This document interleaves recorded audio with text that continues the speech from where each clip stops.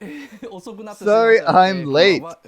Good evening, welcome to Otaking seminar. This is Toshio Okada. I was panicking over my visual aids until the last minute because I realized I hadn't printed them out. Sorry about that. I'll start tonight's lecture by paying tribute to the memory of Isao Takahata. 2 days ago, his The Tale of Princess Kaguya was on TV.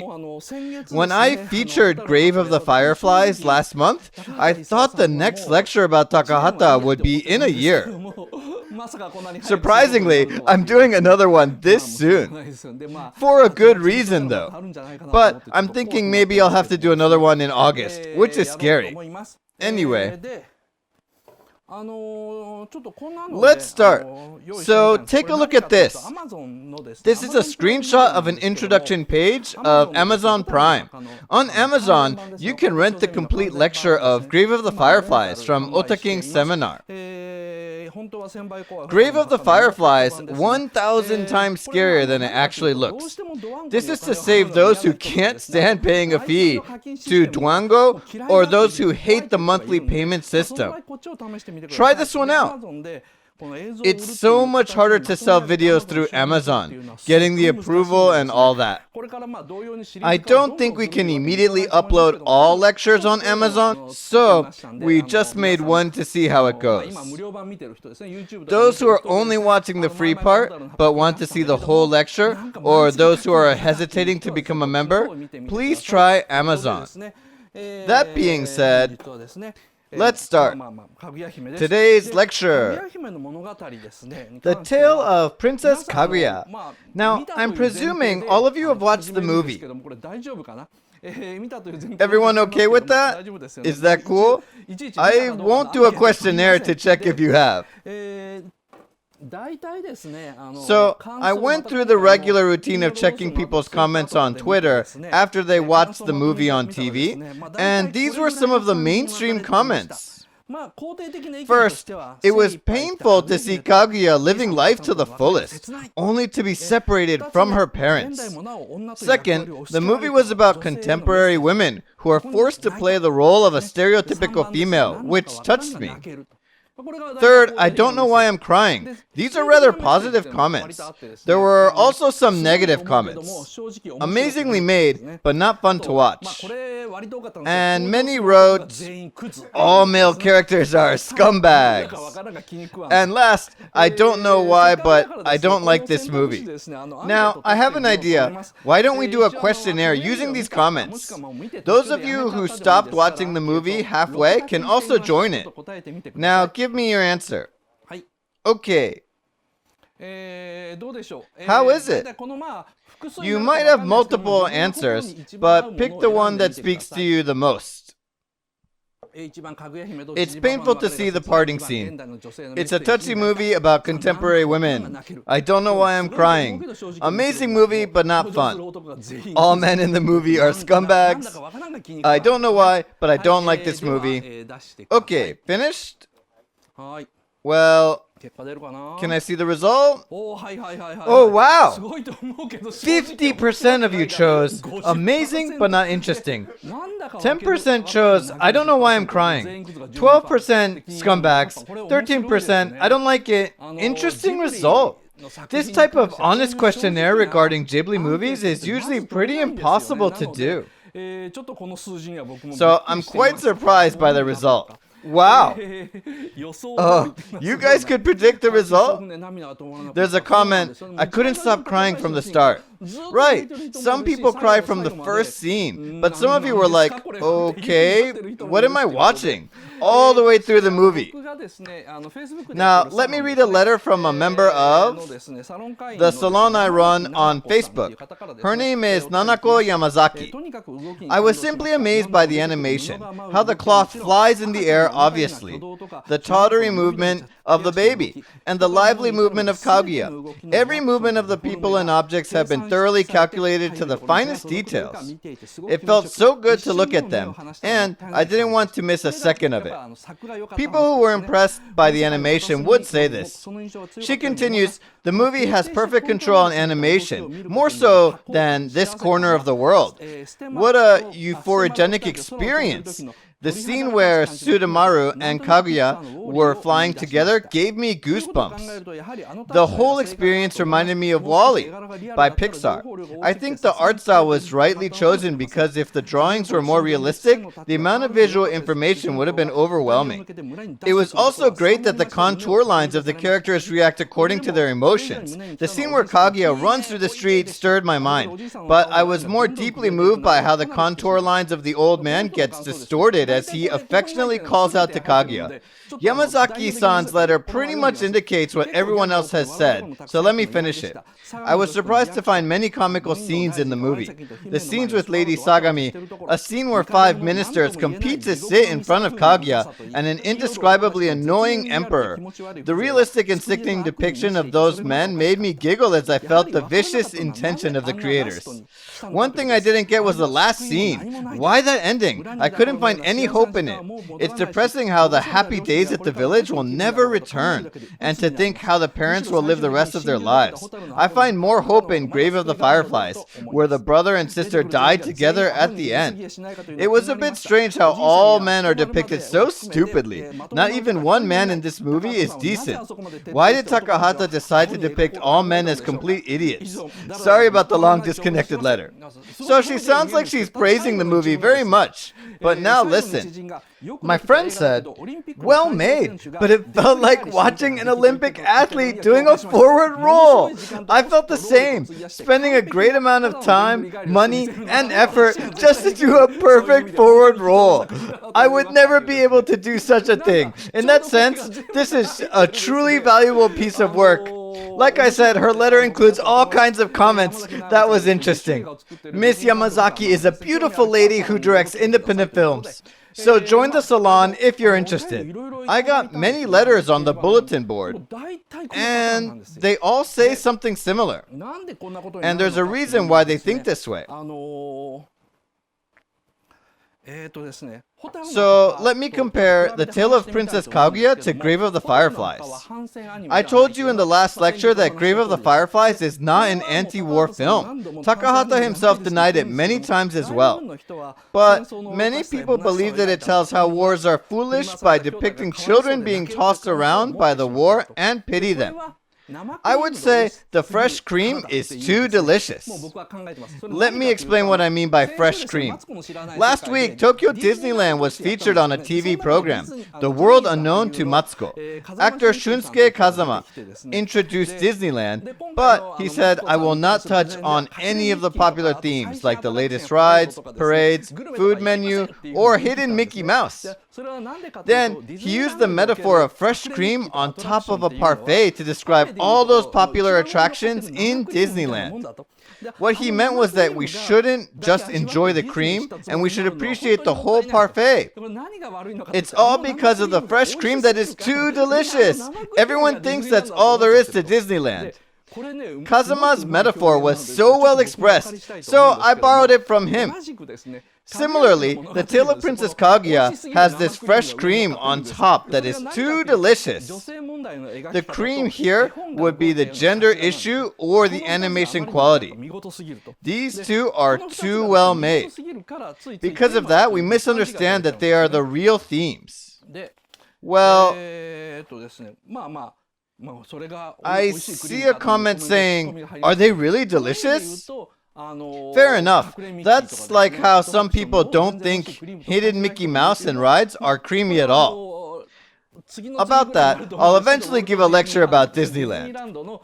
There, I'll talk about how you can enjoy visiting Disneyland alone and still enjoy it by wandering about. Now, the gender issue. Mami Amamiya wrote a blog post called Battlefield of Girls' Life on December 2nd, 2013. The article is titled A Tale of Women. The Tale of Princess Kaguya. Amamiya has an established reputation on essays about gender issues. She wrote, The Tale of Princess Kaguya shocked me. It used an orthodox old tale plot, but to clearly tell a story about contemporary women. It shook me. Amamiya sounds very enthusiastic in her article. I'm not saying her interpretation of the movie is wrong, but gender issues are not the real theme. They are fresh cream. And when I was watching The Tale of Princess Kaguya on TV 2 nights ago, Twitter was filled with comments saying all the male characters are scumbags, especially the Emperor. One tweet I found I loved was the video where someone said, "The Emperor's chin is too sharp." They even measured the angle. It was 67 degrees. I was cracking up. Smart, isn't it? Then others imitated this and started measuring the chins of other characters, like Kaiji. Twitter was filled with similar images. I couldn't stop laughing. Tsuremaru, Kaguya's childhood friend, was also attacked. At the end of the movie, Tsuremaru tells Kaguya, "Let's run away to a place where no one knows us." At this point, Tsuremaru is married and has 2 kids, yet he's willing to abandon them. So some tweeted, "So, Tsuda means abandon. How appropriate." People also wrote that all 5 nobles are scumbags, including Kaguya's adoptive father, who ignores Kaguya's feelings. This may seem true, but actually, it's just like how Grave of the Fireflies seems to be an anti-war film. There's a real theme implemented in the movie, but it's hard to see. What kind of movie is this then? To tell the truth, The Tale of Princess Kaguya is pretty erotic. And that eroticism is expressed in a straightforward manner. When the old man finds Kaguya in the bamboo forest, at that time, Kaguya was a princess who was extremely small. But as the old man takes her home and shows her to his wife, the princess turns into a baby. When the old woman is crossing the bridge with the baby in her arms, she notices the baby needs to be breastfed. The bridge comes out many times.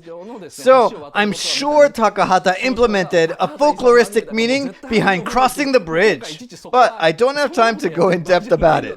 If I do, I'll run out of time. So let's move on. When the old lady tries to cross the bridge, her breasts become larger so that she can breastfeed the baby. It seems though the old couple have never had any child. Well, at least that's the impression I get from the movie. It means the old lady is a barren woman who cannot give birth. But she suddenly obtains the ability to breastfeed, which is quite typical among folktales and myths.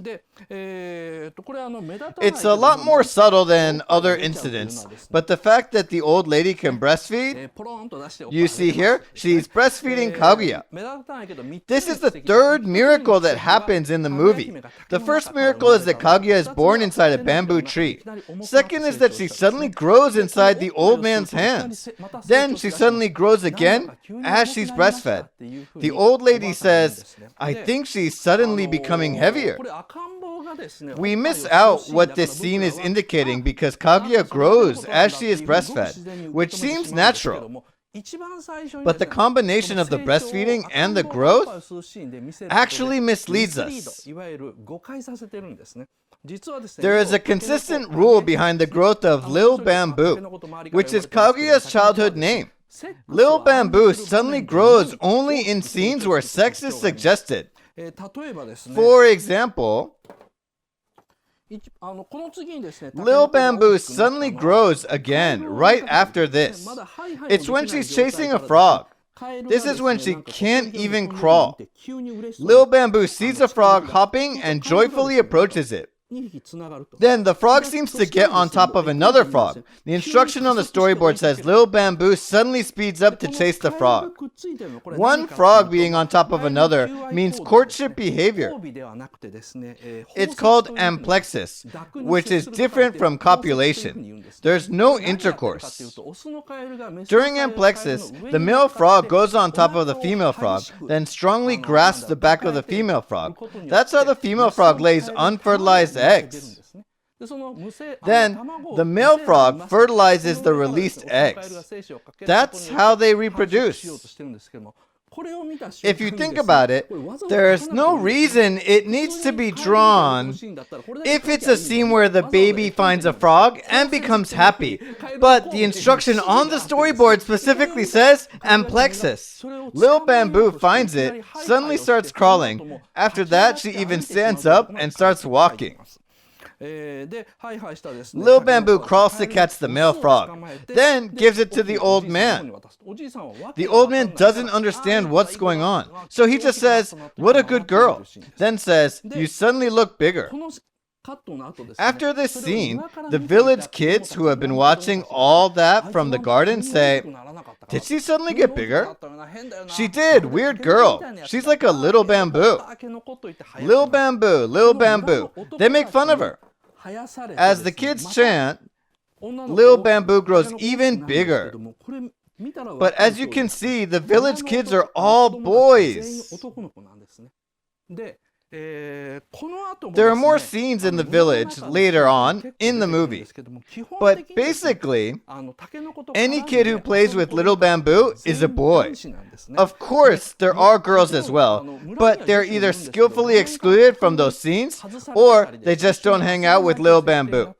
Little Bamboo always has boys around her, kind of like the only girl in a dominantly male group. But then it's so subtly depicted that we don't notice it. We notice a boy exposing his penis and we accept the scene as it is. But we don't even think twice about how there's no girl. So the boys chant, "Lil Bamboo, Lil Bamboo." Then the old man responds with his chant, "Princess, princess." As the old man and the boys call her from both sides, Lil Bamboo grows again by a few centimeters. This means Lil Bamboo grows when she gets males' attention or interacts with them. That's what the scene depicts. So,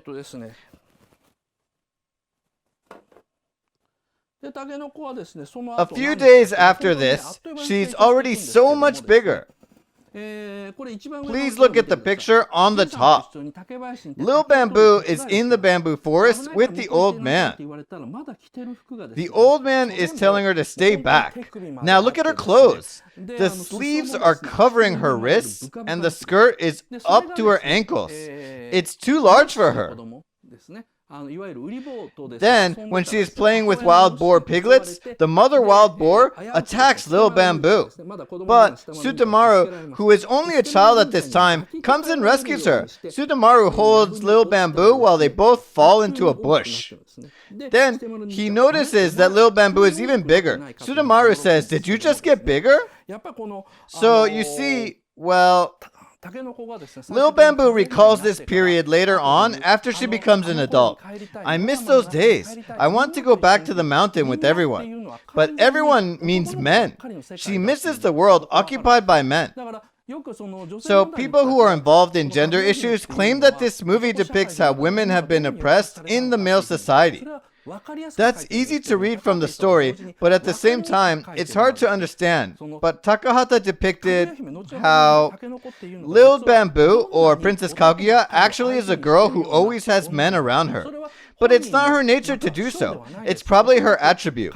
When Princess Kaguya was sent to the earth, she must have been given that kind of power. That's what I think. But let's talk more about that later. Anyway, for now, remember how other girls are intentionally excluded from the scenes. Next, it's a scene where Lil Bamboo is bathing.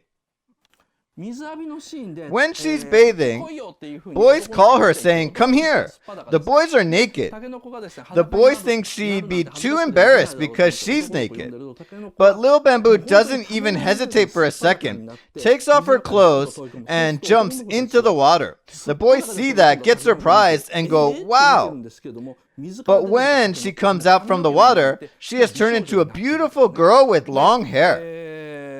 This time, she has grown when boys see her naked. So, she grows when frogs mate, when boys and the old man call her, when Sudamaru holds her in his arms, and when the boys see her naked. There's only one explanation for this. The tale of Princess Kaguya is extremely sexually charged.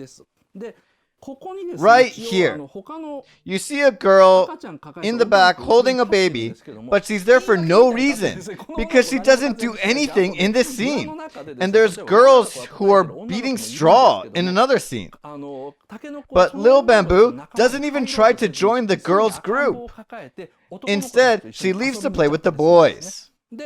Now, after Little Bamboo leaves to play with the boys, the pheasant incident occurs. Sudamaru catches a pheasant and kills it, which is quite impressive. And he does this classic gesture of holding the game up high. Kaguya tries to climb down the cliff to go to Sudamaru, although Sudamaru warns her. She falls, but Sudamaru catches her. When he does that, he directly grabs Kaguya by her breasts. Then Kaguya's hair grows even longer. Sudamaru sees Kaguya and says, "Did you grow again?"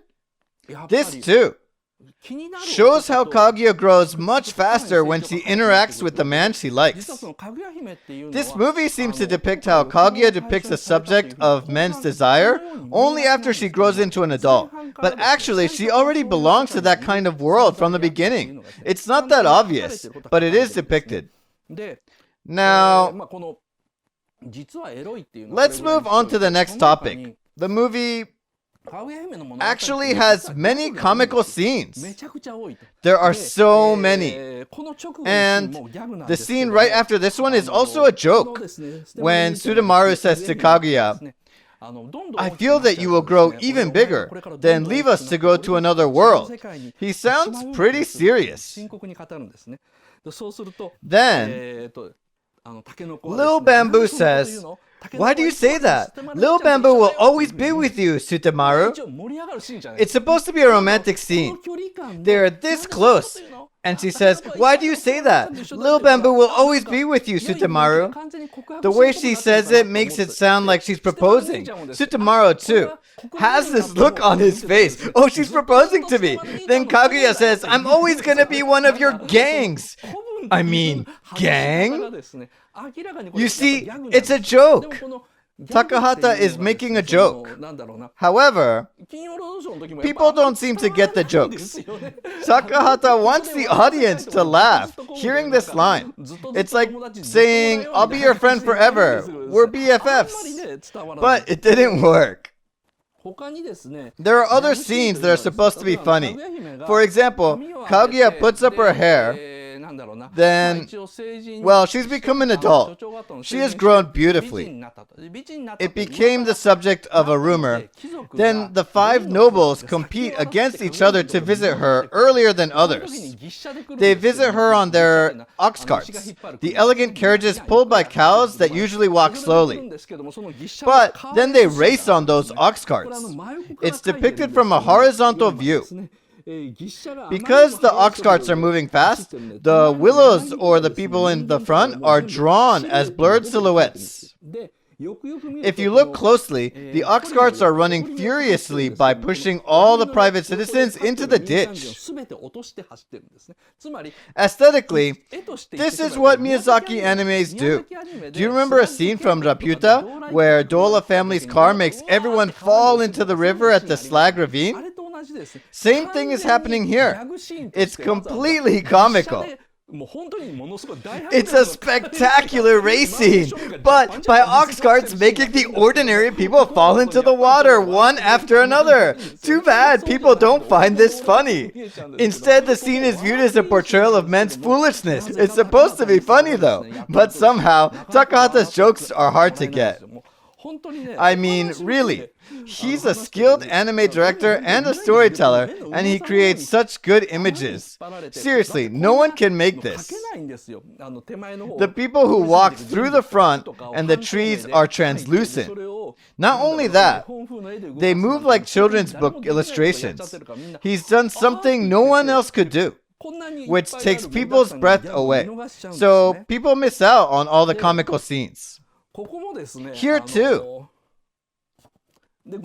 When the five nobles arrive, Kaguya's private teacher, Lady Sagami, appears and says, "Now, if you would each speak in order of precedence." In the original story, though, they come one by one. Sure, anime needed to save time, but look how they are lined up and shot from the side.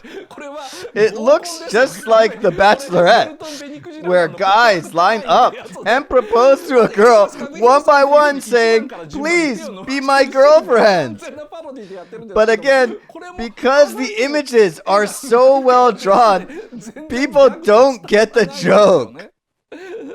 So, in the original story,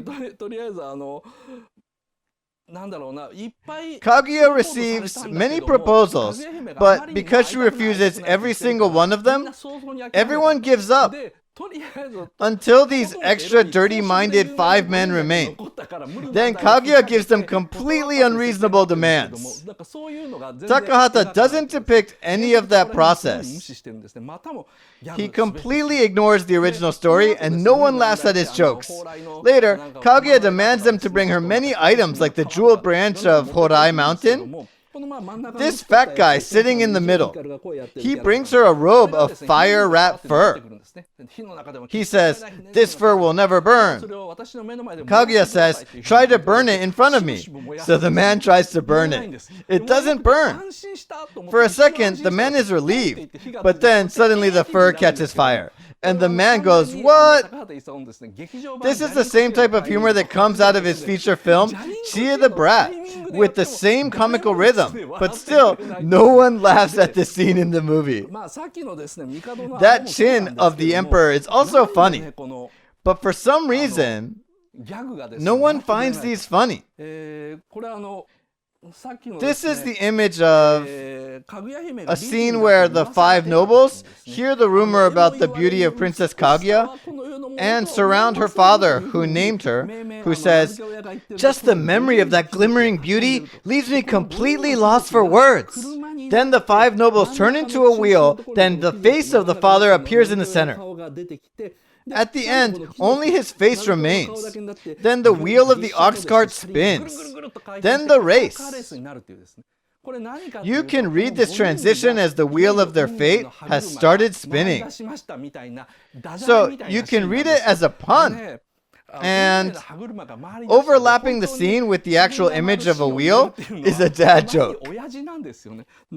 So I checked the documentary DVD of The Tale of Princess Kaguya. In that documentary, there's an interview of Takahata. But if you look behind him, you see his bookshelf, like right here. Sadly, I found so many books about humor and jokes in his bookshelf. British jokes, everyday jokes, and jokes from the Edo period. I was like, "Takahata-san, so you studied comedy, and this is all you can do?" I really wanted you to see the bookshelf. Too bad it was on Blu-ray. It was hard to extract the picture. It's a must-see though. Tons of books about jokes in his bookshelf. It made me a bit sad seeing them. Takahata is simply too square, really. Okay, now the next topic. How the male characters are scumbags. Many people have pointed that out, and how the movie is seen as dealing with gender issues. One reason for that is because people don't realize Kaguya's supernatural power. You may not get the sense of what her supernatural power is, so this is a fairy tale. And because it's a fairy tale, we tend to take any paranormal phenomenon for granted. But these paranormal phenomena occur under certain conditions. So I have made a list of the paranormal phenomena. First, the supernatural power of Kaguya. Sex and growth. I already mentioned this. When she feels sexual, she grows. Then, her charm. How she can attract men. It's a power that only works on men. She also has Herculean strength, and she can run fast. Then, playing instruments and machine weaving. Then the ability to turn transparent. Last, the ability to fly. Because we see it as a fairy tale, we don't see them as supernatural powers. But they are. The rest on the list are the powers sent from the moon. There are 5 of them: reincarnation, money and dresses, luck, rewinding time, and resuscitation. These also come out in the movie, especially the charm. You really have to understand this ability Kaguya has. Otherwise, you misread the story. So let me start from there. First of all, it's not true that all male characters in this movie are scumbags. Kaguya possesses a special ability called charm, so she can distort the judgments and actions of the men around her. I read this thick book about cosmology back in my elementary school. It was too hard for me to fully understand back then, but the explanation of a gravity field fascinated me. The book said, imagine there is a thin film of rubber stretched 1 meter above the floor inside the entire classroom. You drop a bowling ball onto that rubber film. Then the ball sinks into the rubber. Now imagine there are marbles around the bowling ball. They'd be sucked into the concave. The marbles rolling toward different directions would also dynamically change their courses because of that concave. This is a gravitational field.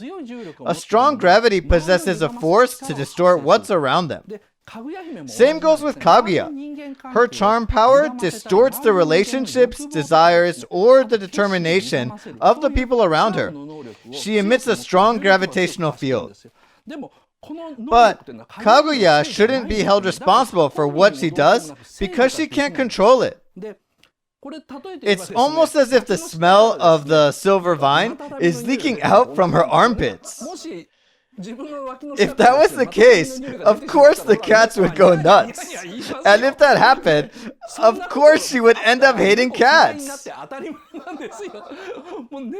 She would think all cats are scumbags. They all come for my armpits. It's neither the cat's fault nor Kaguya's.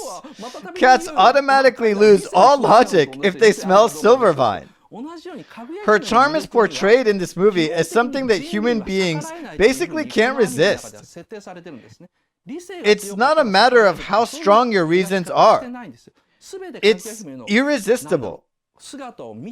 Any man on the earth is enchanted once they listen to the sound of Kaguya's Japanese harp. It's something they can't fight against as long as they are humans. Now, there's a scene that proves my point. This image.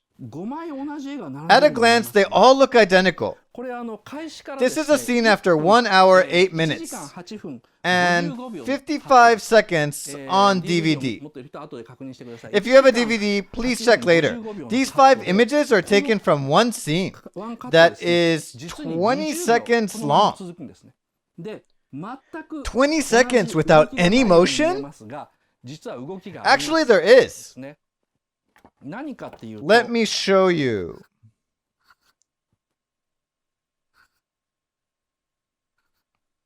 It's hard to tell.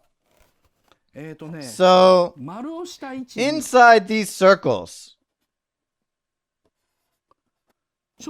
a butterfly is flying. Like this. Okay? The only movement in this 20-second scene is this butterfly flying around in the room. Those who know classic Japanese literature should be familiar with a history book called Azuma Kagami that describes butterflies as a symbol of something mysterious or a monstrous being bewitching people. In Chinese literature, butterflies are used to express phantasms. But according to Azuma Kagami, the butterfly indicates that something mysterious will happen now. Takahata thinks all Japanese people should know that indication. 20 seconds of butterfly flying. For him, that's enough explanation to say that these men are all bewitched. I'm sorry, Takahata. That's simply not enough. At this very moment, the five nobles are being bewitched by Kaguya's charm power. Of course, when they first hear about Kaguya and ox cart race to meet her, they were just horny. That's all there was to it. But as they wait to see Kaguya and hear the sound of her harp, they are bewitched, which is explained visually by the butterfly. Since then, they lose sanity. So when Kaguya gives all the impossible demands for 3 years, they show sincerity. One really goes on a long trip. One travels underwater. One risks his life to reach for a swallow's nest that is high up on a building. And one risks all his fortune to try to make a fake item. Sure, they don't look cool, but they surely have great enthusiasm. And that's all because Kaguya has used her charm to bewitch them. Simply put, they are victims, which is hard to tell. Well, Takahata spent a good 20 seconds telling us what happened. If you see the storyboard he wrote, everything starts to look so vibrant, like the stimulating effect of LSD. He actually stated it very clearly on the storyboard that it's some kind of hallucinogenic. But again, it's hard to tell.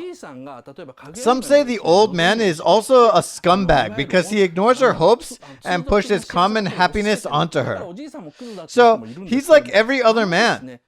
But the egoistic love the old man shows toward Kaguya is also the result of her charm. The mother is not bewitched. And because she's sane, she treats Kaguya neutrally. On the other hand, the father, the old man, who are bewitched, he just can't stop thinking about Kaguya's happiness.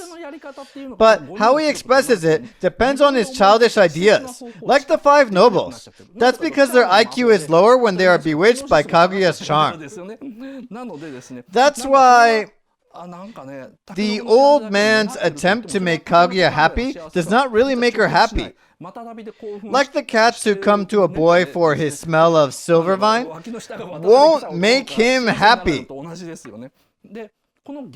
Her power only applies to men.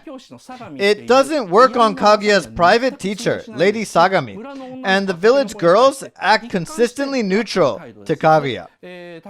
All the ladies at Kaguya's mansion don't change their attitudes towards Kaguya either. Only the men change.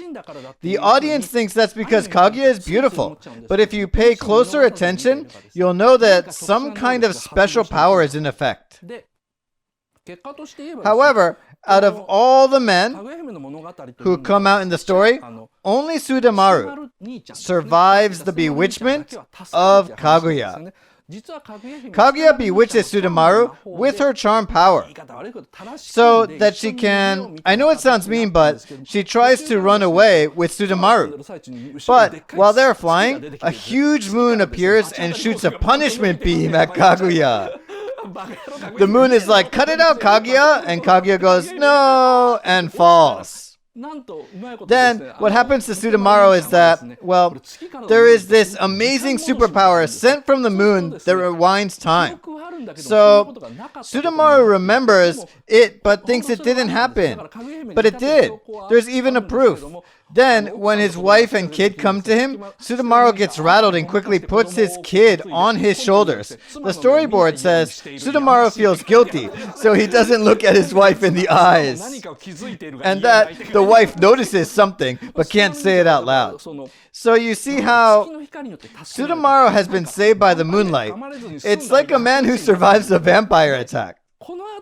There's an exciting dialectic between what is verbally told and what is visually shown. How Kaguya says, "I want to live true to myself," or "that's not my happiness," compared to what she actually does, are intricately interrelated, which is the key to understanding the movie. There are many contextual layers in this movie, which are built so well. Takahata's film surely doesn't disappoint us. I'll spend more time discussing this later. The third power is that she has Herculean strength, and she runs like the wind. This is a famous running scene. It's animated too well. Kaguya hears the men at the banquet saying, "Let us see Kaguya, maybe she's ugly," and runs out of the mansion in rage. We kind of think this expresses the feeling of a cornered woman, but hold on. It's not really that. It's this scene. When the men go, "Okay, let's go take a look." Kaguya is enraged. After that, she goes, "No." Then the scene suddenly becomes a wide shot. Kaguya was playing a shell-matching game. It's like the game Concentration. After she gets mad, she breaks the shell, which seems like a natural reaction. But if you see the storyboard, it says the shell is supposed to be too strong to break. It means that humans couldn't break it, but she can. So the right caption for this scene should be, "Are you talking about Kuririn?" Then she finally turns into Super Kaguya. After that, she takes off her kimono and leaves the room. But while she does that, she knocks down 2 sliding doors. You can easily miss those details. Then she breaks a firmly locked door, so she's obviously beyond human. She uses her supernatural power and dashes into the mountain. I really like this scene. Oops, upside down. This scene is so well made. When she runs through the mountain, the moon is out again, and we see Kaguya in rage.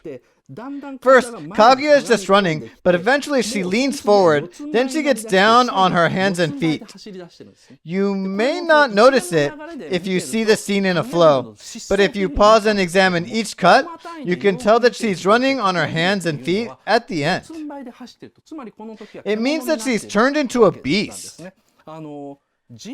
She's probably still a human, but she's running like a werewolf.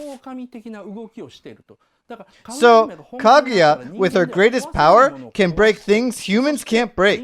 Then, run like an animal, which is impossible for humans. A fairy tale would treat a scene like this as sentimental, but this one is more real. Next.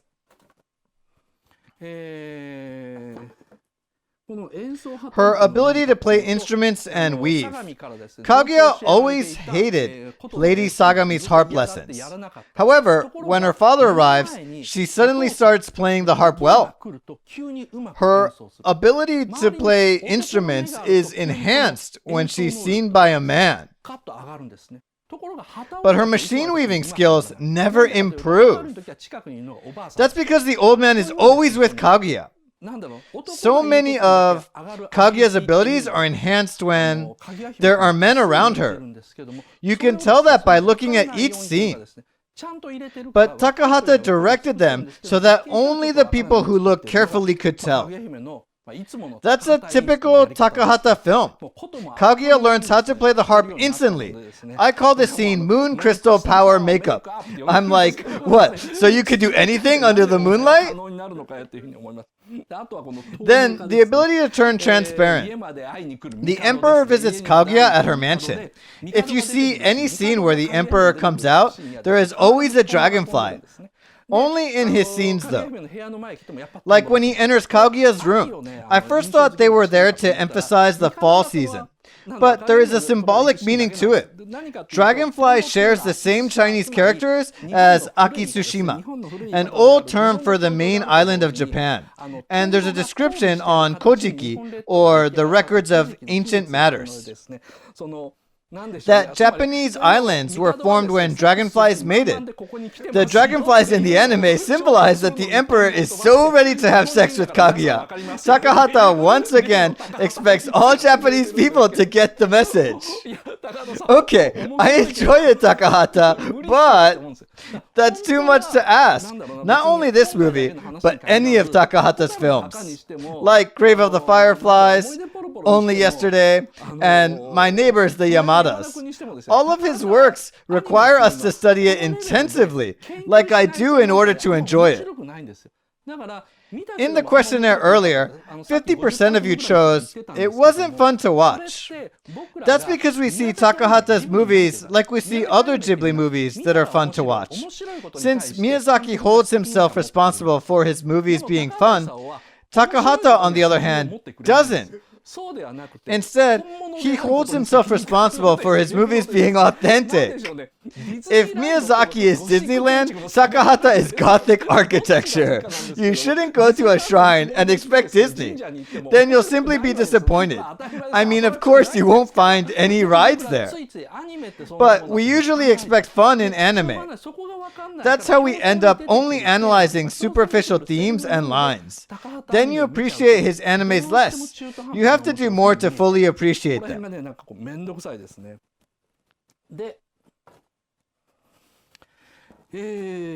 I know I've already passed the time to switch to the pay part, but let me finish the list of all superpowers.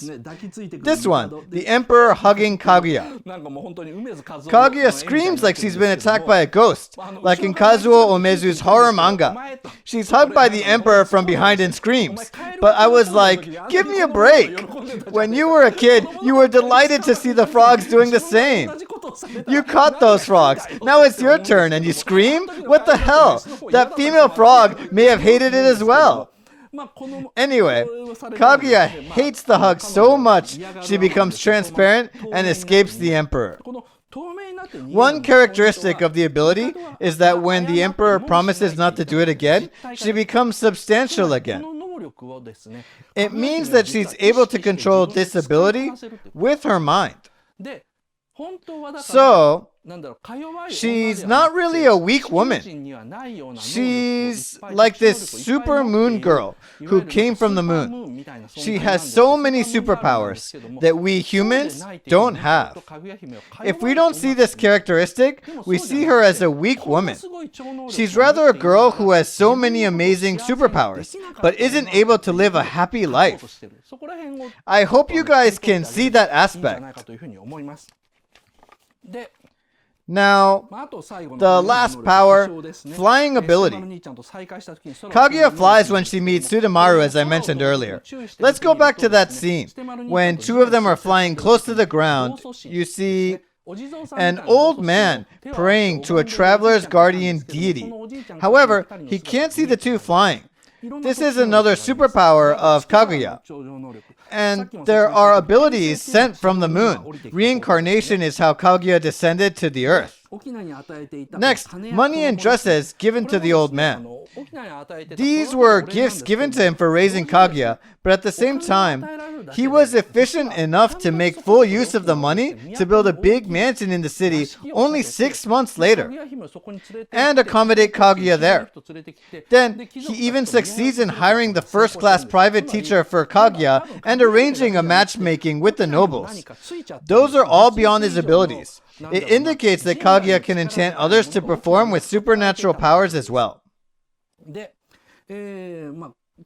Not only money and dresses, but he's also given the fortune to be part of the aristocracy in just 6 months. Luck is another superpower of Kaguya given to the old man.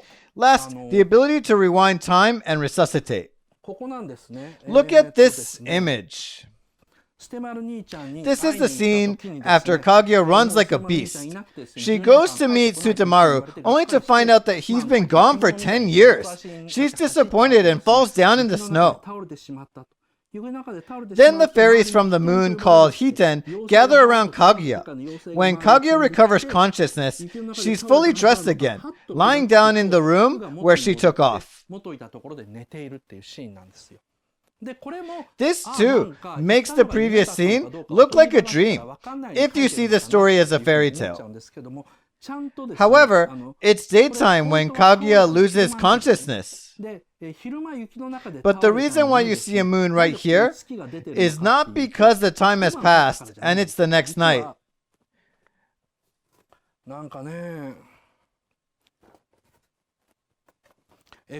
According to the storyboard,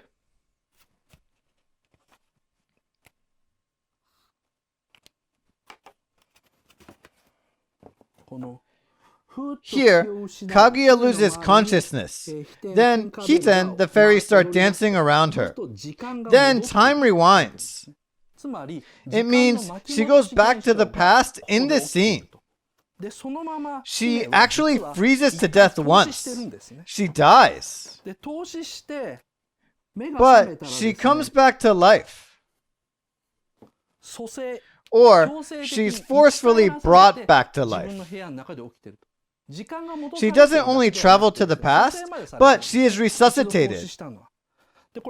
There's a reason why she doesn't die. Later, Kaguya wonders if everything was a dream. Then she finds the shell that she broke on the floor. It means that everything really happened. It wasn't a dream. Kaguya is invincible. She can't be killed. People on the moon don't age nor die. There's a scene where Kaguya threatens the old man that she'll commit suicide, but she can't die. If she wishes to die, that wish is transmitted to the moon. Then the rescue comes to save her. She can't even die accidentally. That's how immortal she is. By the way, Japanese people say rabbits on the moon are pounding rice cakes. They weren't originally rice cakes. In the original story, the rabbits are making immortal medicine, but somehow the story changed in Japan to how we know it now. Therefore, the moon has been a symbol of immortality. So, Kaguya can't even kill herself. To sum up, considering how Kaguya possesses all these superpowers that allow her to bewitch people, I don't think it's true that all male characters in the movie are scum. They're under control of Kaguya's superpowers, but Kaguya herself is a victim of the powers. The message from the moon to Kaguya is, you have extraordinary powers, so don't stay on the earth, or you'll make everyone there unhappy. So, when your atonement is over, come right back. Otherwise, you'll make more people around you unhappy just by being there. So her return to the moon is pre-planned, but Takahata omitted all that and only stuck to Kaguya's point of view. And Kaguya's got such a narrowed view of the world with her egoistic mind. That way, our vision too is obscured. Just like how Grave of the Fireflies is received as an anti-war film, The Tale of Princess Kaguya is received as a film dealing with gender issues. I wouldn't say Takahata wasn't interested in implementing those issues in this film, but those are not the main themes. Okay, there were more things that I should have talked about in the first half. But I will... Wait. Maybe I will... Okay, 5 more minutes of the free part. Let me just talk about this very quickly. I'll talk faster. I don't think I will finish going over everything today. There's one amazing aspect about the tale of Princess Kaguya. As you know, the original story of the film is the tale of the bamboo cutter. What's most important is that the film changes the protagonist from the old man to Kaguya. Because originally the old man was the protagonist. The original plot is that the old man finds a baby inside a bamboo tree and raises her, but she goes back to the moon at the end. The theme was to portray the sadness and pain of the ones who are left behind.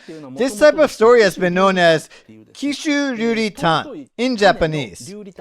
Simply, it's a folktale about a young hero's adventure. The main character is either a god or a hero.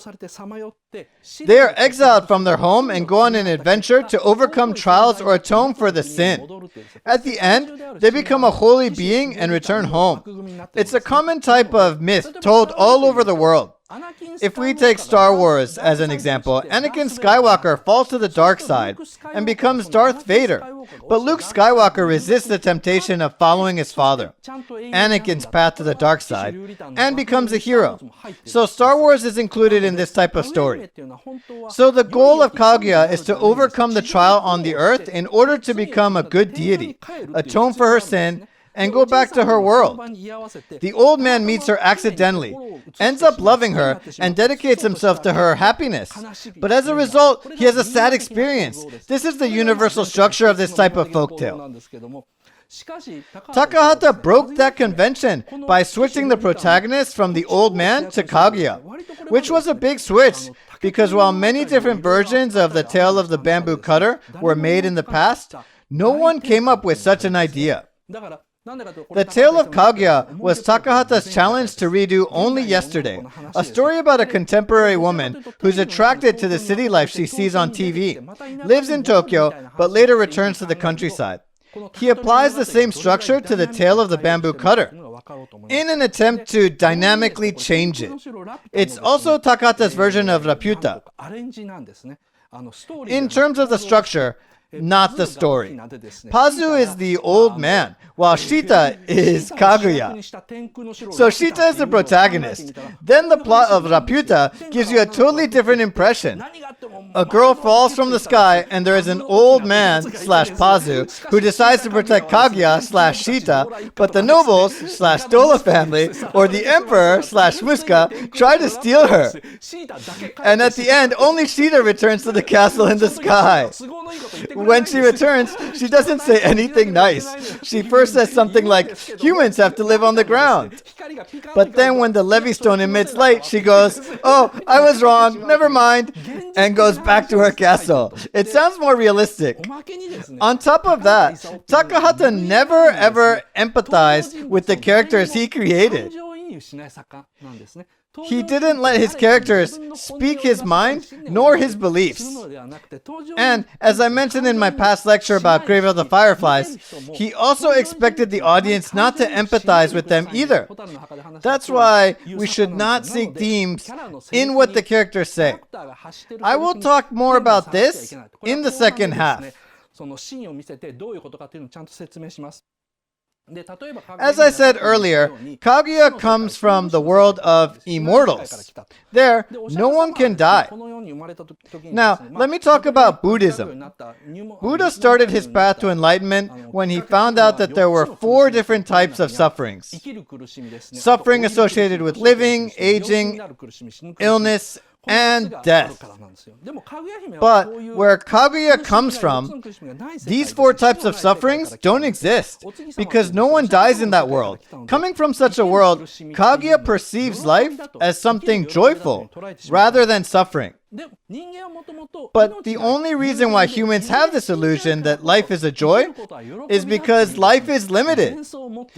The immortals on the moon don't have to have such an illusion because they don't die. You have to understand this major premise, or you won't properly understand the movie. Joy of life is an illusion given only to humans for whom death is an inevitable fate. Because we all die, we have to think like, screw it. How are we supposed to live every day if we don't seek joy in it? It's sinful for Kaguya in the first place to be attracted to the filthy earth. She lives and experiences the filthy life on Earth and wants to go back to the moon at the end. That's her first level punishment, as the subtitle of the movie, Kaguya's Crime and Punishment, suggested. Even if she later reconsiders and wishes, oh wait, let me go back to the Earth. I want to live there. It's like a drug addict temporarily quitting drugs, but starting again. People on the moon would be like, we can't deal with such nonsense. That's how the immortals see our filthy world. What filthy means is that we sometimes have to steal food or kill animals and eat them. Like how they stole melons and killed a pheasant. We live in such a filthy world and die. And because we die, we have to force ourselves to find joy in life. The immortals have a totally different worldview, where they are free from such thoughts. Then, what's going to happen to Kaguya after she goes back to the moon? Well, of course, she will probably stay immortal. But will she sing the children's song every day and cry like that lady who kept singing and crying? Actually, no. The fate that awaits her is even more dramatic. It can be hope or it can be despair. In the second half, I'll discuss how this movie is a major remake of Puella Magi Madoka Magica. I think that's going to be the most interesting discovery I've made for this lecture. But I had to introduce everything I just talked about in order for you to understand why it's Takahata's version of Madoka Magica. Okay, now the questionnaire. In the second half, I'll dig more into the crime and punishment of Kaguya. And I'll talk about the reason why the baby is there in the last scene. Now, just a brief introduction about the paid part. Basically, the free part and the paid part come in one set. My mission is to give a lecture more worthy than what you pay, which is 5,000 yen per month. So please join. Next week, I'll talk about this old book, The Invisible Hook, The Hidden Economics of Pirates. It's such a fun read, but it's also expensive to buy, so I'll feature this book. Okay, now the result. Oh, great! Only 2% didn't like the lecture. Okay, let's go straight to the second half. Please switch. Thank you for watching until the end. I am the most famous otaku king in Japan, Otaking Toshio Okada. I started planning to talk overseas about animations and movies popular in Japan in English. Before long, I'm planning to add English subtitles to movie talking in Japanese, so please look forward to it. If you ask a question in this comment field of this video, maybe I will talk about comments as a theme. We welcome the people who are interested in the forefront of Japanese otaku culture, and those who want to hear stories of interesting animations and movies. So please subscribe our channel. If there is good relation, I will get better and I will do my best. Thanks.